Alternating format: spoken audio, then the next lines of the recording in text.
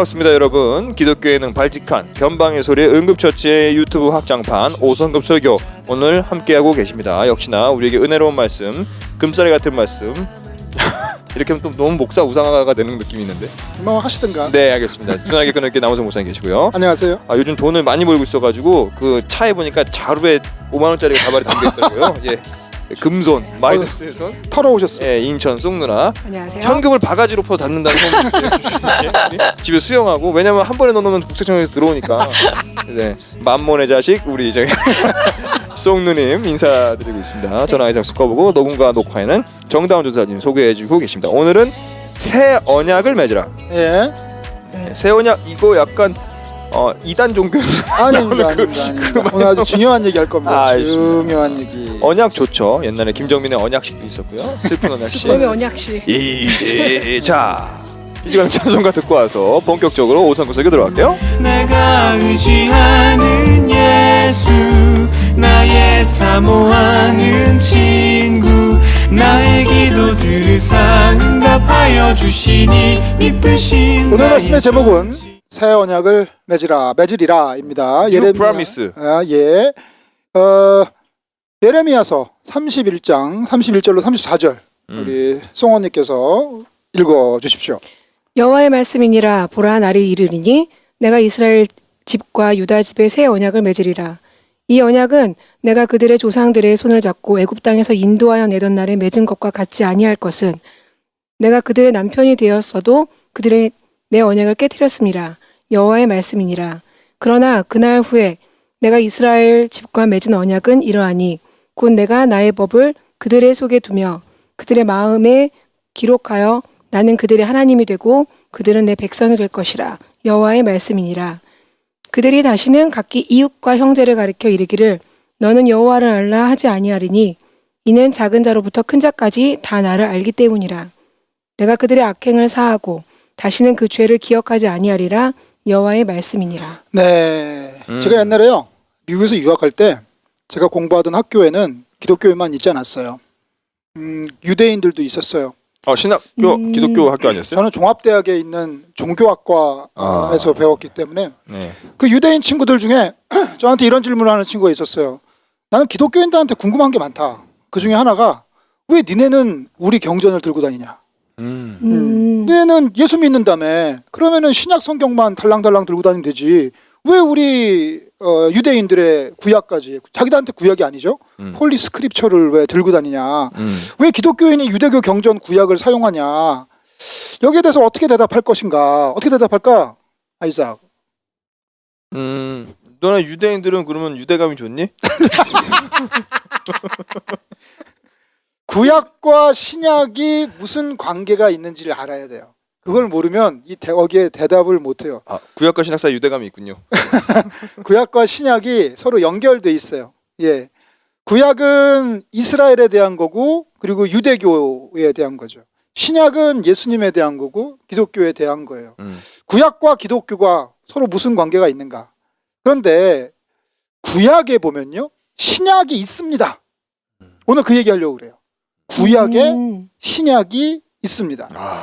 지금 우리가 이스라엘 성경 전체에 살펴보고 있는데 창조 타락 살펴봤고, 네. 그 다음에 이제 언약과 성취 살펴봤고, 하나님의 말씀이 이제 지혜와 예언의 말씀으로 주어진 것을 살펴봤고, 그 이후에 하나님께서 어떻게 우리의 이스라엘 백성을 회복하시나, 구원 이루시나, 그걸 살펴보고 있잖아요. 엘리야도 살펴봤고, 바벨론 포로기도 살펴봤어요. 그리고 나서 점점 이제 구약 성경이 끄트머리로 가고 있죠. 오늘은 이제 구약과 신약이 연결되는 이야기를 좀 살펴보려고 그래요. 에레미야 이야기입니다. 이스라엘이 에레미야 때 완전 새로운 상황을 맞이합니다. 그 상황은 뭐냐면은 이제 성전이 없어요. 파괴됐으니까. 네. 그렇죠. 포로기 갔다가 돌아온 사람들한테는 이제 성전이 없어요. 에레미야가 그것을 예언을 하는 것 같아요. 그래서 포로 갔다가 귀환해서 자기 땅을 회복한 이후에 이스라엘은 이제 더 이상 옛 언약 백성이 아니라 구약 옛 언약이죠. 새 언약 신약, 새 언약의 백성이 됩니다. 오늘 말씀이 바로 그것에 대한 거예요. 살펴볼게요. 31절 뭔가를 선포하고 있어요. 날이 이르리니라고 말하고 있습니다. 여기서 무슨 날이 이른다는 건가? 그것은 포로 생활이 끝나고 이스라엘이 회복되는 날이 이를 것이다, 올 것이다라는 얘기겠죠. 그때 새 언약을 맺겠다 그랬어요. 말씀드렸듯이 새 언약은 한문으로 한자어로 해서 두 글자로 줄이면 신약인 거예요. 그렇죠? 근데 이 언약을 맺다는 말이요, 히브리 원어로 베리트 카라트라 그래요. 이게 뭐냐면은 쪼갠다는 거예요. 그러니까 언약을 쪼갠다. 예, 쪼갠다는 동사를 써요. 자른다는 동사를 써요. 왜요? 언약을 맺다 할 때. 그게 왜 그러냐면요, 창세기 15장 보시면요, 아브라함이 하나님께 언약을 맺으면서 재물을 반으로 뚝 잘라가지고 이쪽으로 놓고 그 사이로 걸어가는 얘기가 나와요. 예. 그래서 언약을 맺는데 언약을 쪼개요. 근데 새 언약을 맺어요. 왜 새 언약을 맺냐? 그 이유가 뭐냐? 32절에 나오는데 같지 아니하다 했어요. 달라요. 옛날 언약과. 왜 다른가? 그들이 내 언약을 깨뜨렸어요. 그 옛날 사람들이 이스라엘 백성이 언약을 파기했어요. 네. 오늘 본문에 보면은 혼인의 언약으로 상징적으로 묘사하고 있죠. 어떻게 깨뜨렸나? 우상 숭배했어요. 예. 그래서 이제 하나님께서 새 언약을 주시는데 그것이 옛 언약과 어떻게 다른가? 그 얘기가 이제 33절에 나오는데 맺을 언약은 이러하니 하면서 차이점을 설명하고 있습니다. 어떻게 다른지. 나의 법이라는 단어가 나와요. 이것은 바로 하나님의 율법이죠. 십계명. 십계명이 뭐 앞에 전반부는 하나님 사랑과 관련된 거고, 그리고 뒤에 후반부는 이웃 사랑과 관련된 내용이죠.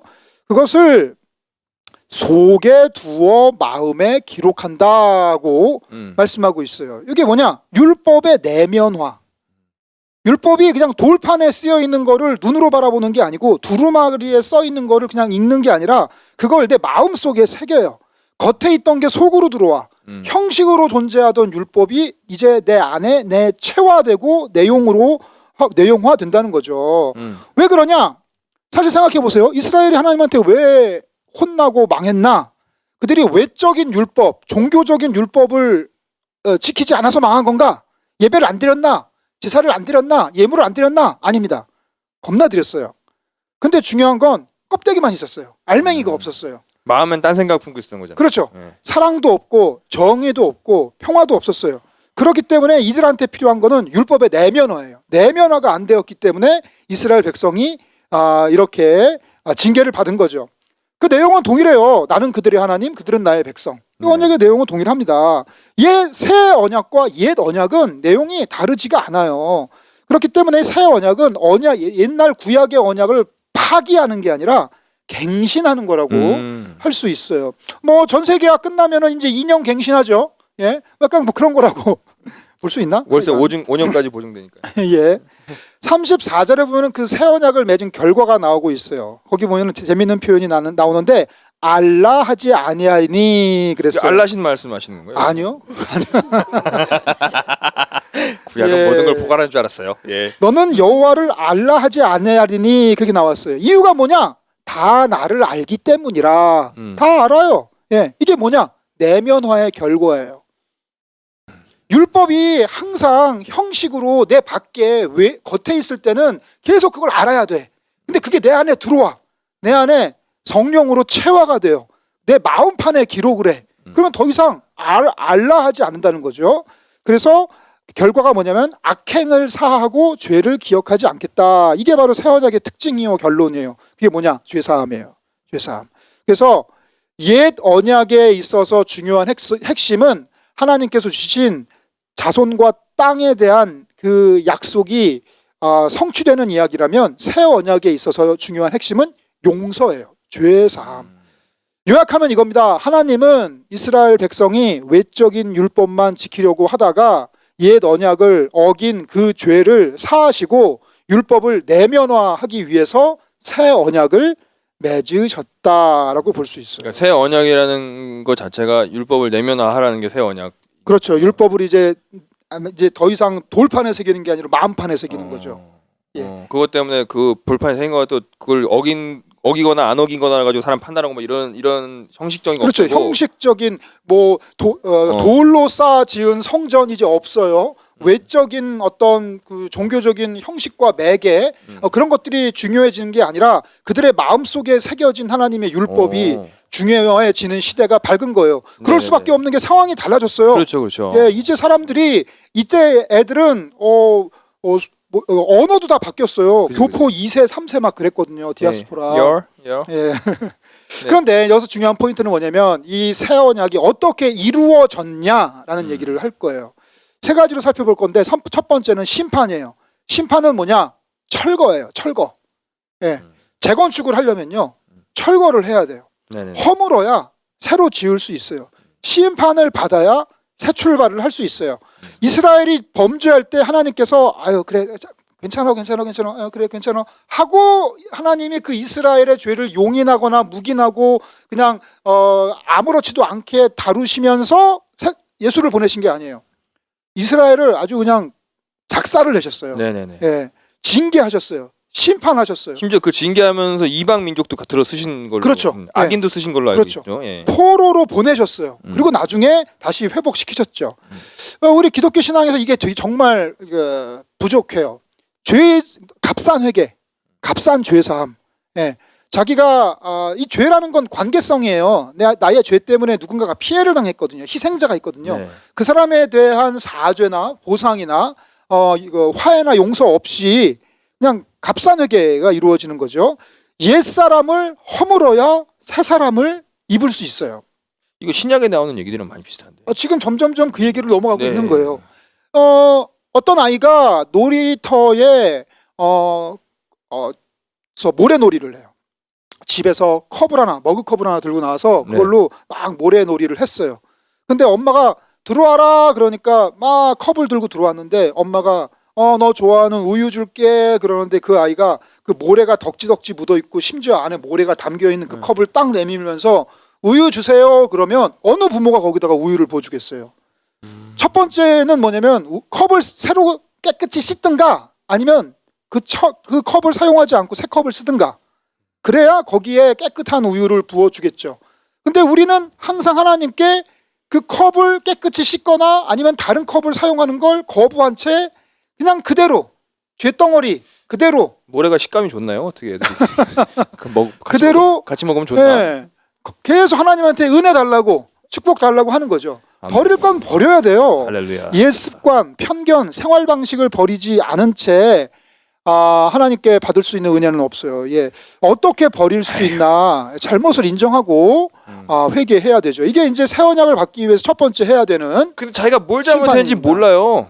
그러니까. 예, 그게 문제야. 근데 네. 이거 물론 우리 들으신 분들은 다 알겠지만 그게 잘못이라고 생각 안 하고 사니까 문제인 거야. 맞아요. 아무튼 이제 넘어가고요.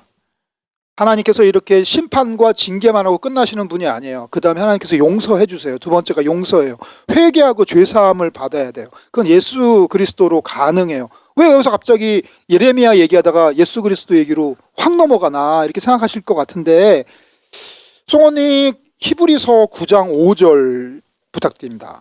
이로 말미암아 그는 새 언약의 중보자시니 이는 첫 언약 때에 범한 죄에서 속량하려고 주구사 부르심을 입은 자로 하여금 영원한 기업의 약속을 얻게 하려 하심이라. 예, 그리스도가 누구냐? 예레미야가 예언한 그 새 언약의 중보자예요. 예수 그리스도의 피로 영원한 속죄를 이루었어요. 첫 언약 때 범한 죄를 속량하시려고, 즉 이스라엘이 옛 백성들이 범한 죄를 속량하시려고 죽으신 거죠. 그래서 예수 그리스도의 죽음은 우리 온 인류의 죄를 사하는 희생 제사가 되는 거예요. 그래서 그것을 우리는 마음에 새겨야 돼요. 마음에 새겨야 돼요. 첫 번째는 심판, 즉 박살을 내야 되고, 두 번째는 용서, 세 번째는 그걸 마음에 새겨야 돼요. 율법의 내면화. 근데 이 율법의 내면화 이야기는 예레미야가 처음 한 게 아니에요. 일찍이 신명기에도 나와요. 구약에 있습니다. 모세의 율법 신명기 6장 5절에 보면은 마음과 뜻과 힘을 다하여 여호와를 사랑하라 했어요. 마음, 뜻, 힘 다 내면화야 될 문제죠. 예수님이 그걸 반복하셨어요. 마가복음 12장 30절 보면은 마음과 정성과 힘과 뜻을 다하여 여호와를 사랑하라 했어요. 그래야 진정으로 알게 된다 이렇게 말씀하셨죠. 어떻게 내면화를 할 것인가? 새 언약을 맺음으로써 새 언약을 내면화할 수 있습니다. 근데 그 언약을 맺는다는 게 뭐라 그랬죠? 쪼갠다는 거예요. 네, 아까 말씀드렸죠? 언약을 네. 맺는다는 말 자체가 쪼갠다는 게 있어요. 영적인 쪼갰이 있어야 돼요. 옛 언약은요, 동물을 쪼갰어요. 근데 새 언약은요, 나를 쪼개야 돼. 나를. 어떻게 내 자신을 쪼갤 것이냐? 그 뭐 칼 들고 막 북 긁 거냐? 어우. 네, 물리적인 쪼갰이 아니라 영적인 쪼갰이 돼야 돼요. 그게 어떻게 가능하냐? 저는 말씀으로 가능하다고 생각해요. 히브리서 4장 2절에 이런 말씀이 있어요. 하나님의 말씀은 날선 어느 검보다도 예리하여 혼과 영을 쪼갠다 했죠. 이 말씀으로 내 자신을 쪼개려면 세 가지가 필요한 것 같아요. 첫 번째는 읽어야죠. 예. 근데 하나님의 말씀을 읽기만 하면 되나? 아니죠. 읽은 대로 행해야 됩니다. 예. 근데 이 행해지나 잘 안 행해지죠. 말씀대로. 예. 그럼 어떻게 그게 가능하냐? 믿으면 가능합니다. 그건 이 믿음이라는 것이 딴 게 아니에요. 율법의 내면화예요. 율법을 내 마음속에 새겨서 변화를 일으키는 게 믿음이라는 거죠. 어떻게 믿을 수 있나? 거듭나면 믿을 수 있습니다. 요한복음 3장에 예수님께서 니고데모에게 이렇게 말씀하셨죠. 거듭나야 하나님 나라를 볼 수 있다. 근데 이 거듭난다는 게 잘 이해가 안 되는 그렇죠. 거예요. 니고데모도 그렇게 물었어요. 그래서 제가 거듭남이 뭐지? 엄마 뱃속 들어갔다가 다시 나올까요? 그랬더니 그게 아니라 물과 성령으로 거듭나야 된다라고 얘기했어요. 물과 성령으로, 물로 거듭나는 거는 쉬워요. 그건 세례식이에요. 네. 근데 성령으로 거듭난다라는 게 되게 어려운 문제죠. 옛날에 부흥회 가가지고 막 북치고 장구치고 왔다 갔다 하고 성령 받았네 하지만 하루 이틀 지나면 약발 다 떨어져요. 네. 사실 원상복귀. 예. 이게 어떻게 성령으로 거듭나는 건가? 요한복음 3장 16절 아주 유명한 말씀이죠. 예수 그리스도를 믿음으로 영생을 얻을 수 있고 하나님 나라를 받을 수 있는 것이죠. 이 내용을 바울 사도가 요약하고 있어요. 에베소서 4장 22절로 24절 부탁드립니다. 너희는 유혹의 욕심을 따라 썩어져가는 구습을 따르는 옛사람을 벗어버리고 오직 너희의 심령이 새롭게 되어 하나님을 따라 의와 진리의 거룩함으로 지으심을 받은 새 사람을 입으라. 예. 그래서 옛사람을 벗어버리고 새 사람을 입어야 돼요. 나를 쪼개야 돼요. 말씀으로 완전히. 그래서 그 심령이 새로워져야 돼요. 이게 성경에 여러 가지 그림으로 나타나는데 제가 제일 좋아하는 그림은 장님 눈 뜨는 얘기예요. 예, 맹인이 눈 뜨는 얘기. 우리는 예수를 믿는다는 건 소경이 눈 뜨는 거랑 비슷하다고 생각을 해요. 존재하지 않던 게 아니에요. 원래 존재했어요. 근데 나의 이 나의 뷰가 거기 별 관심이 없어요. 그래서 나는 세상에 쓸데없는 거에만 관심이 있었어요. 제가 옛날에 핸드폰을 바꾸는데 평상시에는 지나가는 행인들이 어떤 핸드폰을 들고 다니는지 전혀 관심이 없었거든요. 네. 근데 제가 핸드폰을 바꿀 때가 되니까 그것만 보여. 저기 웨스턴돔에 가도 핸드폰 가게만 보여. 왜냐면 관심이 거기 있으면 그것만 그치, 보이는 그치. 거거든요. 뭐 그 미니스커트를 입고 지나가는 아가씨를 보면 그냥 그런가 보다 하는데 내 관심이 있으면 그것만 보여요. 그게 머릿속에 잔상이 떠나지가 않아. 요즘 그러세요? 아니요. 아니. 제발 좀 다시 그래봤으면 좋겠어요. 물어봤어요. 그래봤으면 좋겠다. 충격 발언인데 이거? 예, 제가 이제 야. 몸이 옛날 같지 않아요. 남 목사 성욕을 원해 지금. 남 목사 성욕을 원한다 지금. 예, 뉴스엔조에 기사 쓰세요. 사람은 자기가 보고 싶은 것만 보고 자기 같은 네. 것만 보고 자기의 관심 있는 것만 봐요. 이건 당연한 얘기예요. 예. 너무 자명한 진리입니다. 이건. 그래서 그 뷰를 깨뜨리는 게 소경이 눈 뜨는 거라고 생각을 해요. 마음의 변화가 저는 정말 중요하다고 생각해요. 하나님께서 사랑하시는 자는 그의 마음을 쪼개세요. 주로 많이 사용하시는 방법은 이별. 고난, 그렇죠? 네, 고난. 이별. 예. 고난이라는 걸 통해서 이제 그만 주셔야 자기 되는데 한계를 드러내고 예, 자기를 쪼개십니다. 그래서 내가 쪼개져야 돼요. 네. 예. 오늘 이 설교의 결론은 예. 되게 많이 들어본 결론이에요. 그죠? 거듭나라. 요한복음 3장 16절 예수를 믿음으로 거듭나라. 새 언약을 믿어라. 굉장히 많이 들어본 결론인데 과정이 사실 느헤미야 예레미야는 누군가 해석해주지 않으면 되게 해석하기 힘든 장이거든요. 네. 혼자 힘든 장인데 과정이 어쨌거나 좀 디테일했어요. 그래서 중요한 건 여러분들 여기까지 결론을 들으시면 많이 듣던 설교인데? 라고 하실 그렇죠. 거예요. 그래서 so what? 이라고 질문하실 텐데 우리가 적용편 가서 네. 조금 디테일하고 정말 응급처치스럽게 조금 진단을 해야 될 것 같다는 생각이 듭니다. 예. 그럼 빨리 적용편을 넘어가도록 하겠습니다. 예.